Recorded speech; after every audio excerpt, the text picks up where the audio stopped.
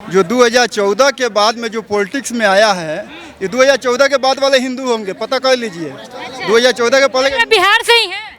हम तो बिहार से हैं ही, इसमें कोई शक नहीं है। बता रहे हैं हम तो बिहारी हिले हैं, ये मैं कहे के बाद। 2014 वाली हिंदू क्या है भैया, उसके भैया इसमें सुनिए, इसमें थोड़ा सा हमें भी डाउट हो रहा है। मैं आपको डंके की चोट पे भोकाल एक्सप्रेस पे बोलता हूँ, ये आदमी कन्हैया कुमार की पाली हुई नाजायज औलाद है।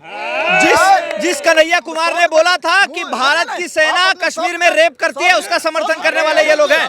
इन्हीं लोगों की वजह से देश में जाति और पाति और धर्म के आधार पे बांटा गया।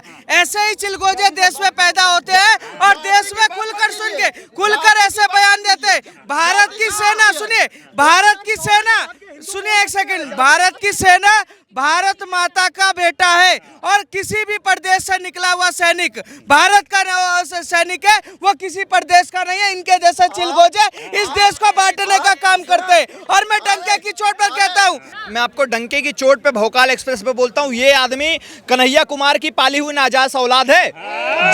जिस कन्हैया कुमार ने बोला था कि भारत की सेना कश्मीर में रेप करती है, उसका समर्थन करने वाले ये लोग हैं।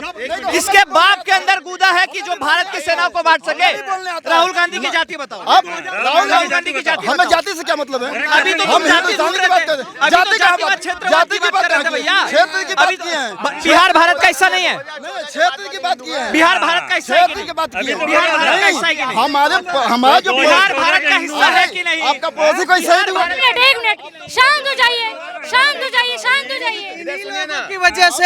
इन्हीं लोगों की वजह से देश में जाति और पाति और धर्म के आधार पे बांटा गया। ऐसे ही चिलगोजे देश में पैदा होते हैं और देश में खुलकर ऐसे बयान देते हैं। भारत की सेना सुनिए, भारत की सेना सुनिए एक सेकंड, भारत की सेना भारत माता का बेटा है और किसी भी प्रदेश से निकला हुआ सैनिक भारत का सैनिक है, वो किसी प्रदेश का नहीं है। इनके जैसे चिलगोजे इस देश को बांटने का काम करते हैं और मैं डंके की चोट पर कहता हूँ, क्योंकि इंडियन आर्मी को बांटने का काम ये सीधा कर रहे हैं। शर्म आनी चाहिए इनको, बेशर्मी की तरह ये बोल रहे हैं। तेजस्वी यादव, राहुल गांधी इस पर बयान दे रहे हैं। मुझे एक बात बताइए, कह रहे नरेंद्र मोदी ने सरेंडर कर दिया। नरेंद्र मोदी बॉर्डर पे लड़ने गए थे क्या? भारत की सेना लड़ने के लिए गई थी। जिसकी तुम बात कर रहे हो ट्रंप की, वो अपने दोस्त का सगा नहीं हुआ, उसको उसने अपने उससे सरकार से निकाल दिया।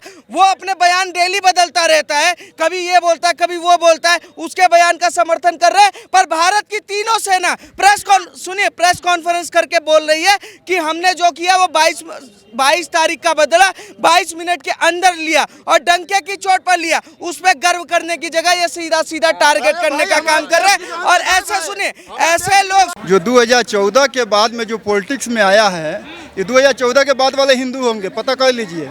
2014 के पहले बिहार से ही हैं। हम तो बिहार से हैं ही, इसमें कोई शक नहीं है। बता रहे हैं हम तो बिहारी हिले हैं, ये मैं कहे के बाद। 2014 वाली हिंदू क्या है भैया, उसके भैया इसमें सुनिए, इसमें थोड़ा सा हमें भी डाउट हो रहा है। देखिए कहने का मतलब ये है कि राहुल जी के कारण मोदी जी आ रहे हैं, यही ना है। चलिए बात सही बात है कि देश की जनता 3 बार मोदी जी को चुना, एकदम सही बात है।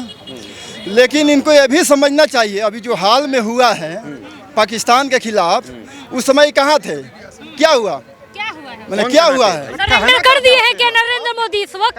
देखिए वही ना कहना क्या चाहते हैं अभी तुम भी राहुल गांधी की तरह बात देखिए भाई, मुद्दे पे ही तो है, मुद्दे पे ही तो देश से बाहर कोई मुद्दा। अच्छा एक मुद्दा, मैं एक सवाल पूछ लेती हूँ।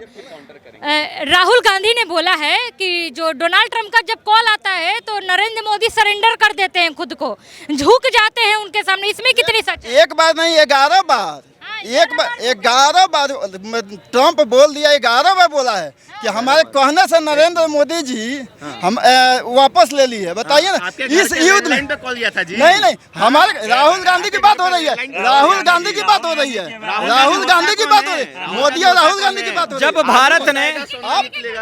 जब भारत ने 93,000 सैनिकों की पतलून उतारी थी पाकिस्तान के, तब हमने लाहौर क्यों छोड़ दिया?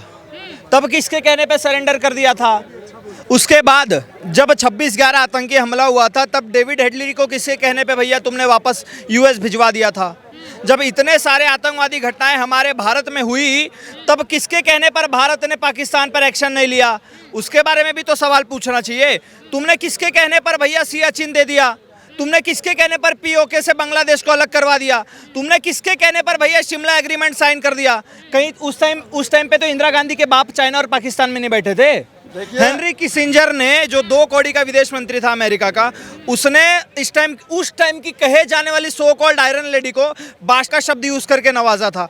उस टाइम पे इनकी सो कॉल्ड कांग्रेस पार्टी कहाँ झक मार रही थी? और आज किसी के बाप के अंदर अगर हिम्मत है तो प्रधानमंत्री पे आवाज उठा दे। हमारे भारत के चंद 2 कौड़ी के लोग हैं जो हमारे भारत की सेना पे, हमारे भारत के प्रधान सेवक पे आवाज उठाते हैं, वरना की बात नहीं है। पाकिस्तान जैसे देश के एक बात होनी चाहिए। हम बिहार से हैं, अभी तक 8 जवान शहीद हुए हैं बिहार से। 8 जवान शहीद। बताइए गुजरात से कितना लोग शहीद हुआ है कोई बताने वाला? हम बिहार से हैं, हम बिहार से हैं। बिहार भारत से अलग है, बिहार भी तो भारत का हिस्सा है ना। जब आप शिमला समझौता की बात करते हैं, जब शिमला समझौता, ये बांग्लादेश किसने लगी? बांग्लादेश किसने? बांग्लादेश। शिमला समझौता एक प्रतीक है। बिहार भारत से अलग कब से हो गया? और ये भारत का जब कोई रणबांकुरा भारत का जवान जब सेना सरहद पर शहीद होता है ना, तो भारत का बेटा होता है, बिहार का या गुजरात का बेटा नहीं होता। देखो, एक मिनट, ये आदमी जो बोल रहा है ना अभी, क्या नाम है आपका? उपेंद्र पांडे नाम है। बिहार इलेक्शन है, 5 बार राहुल गांधी जो बिहार का दौरा कर चुके हैं, 1 महीने में 5 बार दौरे कर चुके हैं। उस हिसाब से उन्होंने कई ऐसे स्टेटमेंट दिए हैं, पर एक उनका जो स्टेटमेंट जो भी सबसे ज़्यादा वायरल हो रहा है कि जब डोनाल्ड ट्रंप का फ़ोन आता है तो नरेंद्र मोदी कांपने लगते हैं और घुटने टेक देते हैं, तुरंत अपने आप को सरेंडर कर देते हैं उनके सामने। इसमें कितनी सच्चाई लगती? नहीं, ये राहुल गांधी वही है ना जो बार बार कोर्ट में थूक के चाटते हैं, बार बार माफ़ी मांगते हैं। वीर सावरकर पे भी सुना है माफ़ी मांग ली उन्होंने, और जितने राजनेताओं पे उन्होंने लांछन लगाया, मोदी और उस वाले प्रकरण में भी उन्होंने माफ़ी मांग ली। और जो आप बात करें बिहार चुनाव में, ये कई बार आपने एक चुनावी मेंढक नाम सुना है ना, तो बिहारी मेंढक है ये राहुल गांधी। ये बिहार में जैसे जहाँ चुनाव होता है, आज मोदी जी देखिए वहाँ चुनाव हो चाहे ना हो, किसी भी प्रदेश की बात कर रहे हैं। अभी जम्मू कश्मीर में दौरा करके आए, परसों ही दौरा करके आए, वहाँ तो कोई चुनाव नहीं था कश्मीर में, लेकिन उसके बाद सौगातें दे के आए, जिसका निर्णय ये होगा कि वहाँ की जनता मोदी को सराखों पर अपने रखेगी। लेकिन राहुल गांधी में यही कमी है कि जहाँ चुनाव आता है वही उन्हें याद आते हैं, अच्छा अभी तो बिहार घूमना बाकी रह गया। उसके पहले तो बैंकॉक घूमते रहते हैं, सारी ज़िंदगी वो बैंकॉक घूमे। अब जब चुनाव आता है तो बिहार जाते हैं, 4 दिन पहले दिल्ली में घूमते हैं, एक रैली कन्हैया कुमार के साथ करते हैं, एक रैली केजरीवाल के साथ करते हैं, यही उनका नारा है। और बाद में कहते हैं देश की जनता उन्हें वोट नहीं देती, देश की जनता उन्हें सीरियस नहीं लेती। देश की जनता सीरियस कैसे ले जब तुम्हारे कांग्रेस के पार्टी तुम्हें सीरियस नहीं ले रही है, तुम्हारे नेता तुम्हें सीरियस नहीं ले रहे, तो देश की जनता पागल थोड़ी है। और मैं लेकिन एक चीज़ का धन्यवाद करूँगा, भारत की राजनीति में राहुल गांधी का होना सबसे आवश्यक है।